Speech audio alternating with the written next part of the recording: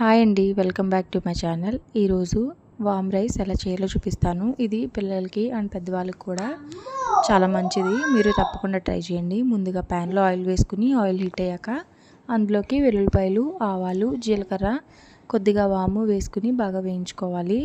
ఇప్పుడు ఇవి బాగా వేగిన తర్వాత మీరు తినే కారాన్ని బట్టి ఎండుమిర్చిని కూడా వేసుకుని వేయించుకోవాలి.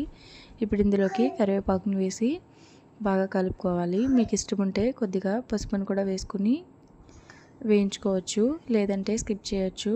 అండ్ ఇందులోకి సరిపడాంత సాల్ట్ ఇలా వేసుకుని అంత బాగా కలుపుకుని మనం ముందుగానే ఉడికించి పెట్టుకున్న అన్నాన్ని ఇందులో వేసి బాగా కలుపుకుని ఒక 5 మినిట్స్ లో ఫ్లేమ్లోనే అలా వదిలేసి స్టవ్ ఆఫ్ చేసి ఒక 10 నిమిషాల తర్వాత ఒకసారి మళ్ళీ బాగా కలుపుకొని సర్వ్ చేసుకుంటే చాలా టేస్టీగా ఉండే వామ్ రైస్ అయితే రెడీ అవుతుంది. మీరు తప్పకుండా మీ పిల్లలకి అట్లీస్ట్ వారానికి ఒకసారైనా అలా చేసి పెట్టండి. నా వీడియో నచ్చితే తప్పకుండా లైక్ చేసి మీ ఫ్రెండ్స్ అండ్ ఫ్యామిలీకి షేర్ చేయండి. నా ఛానల్ని మాత్రం సబ్స్క్రైబ్ చేసుకోవడం మర్చిపోకండి. Thank you for watching my video.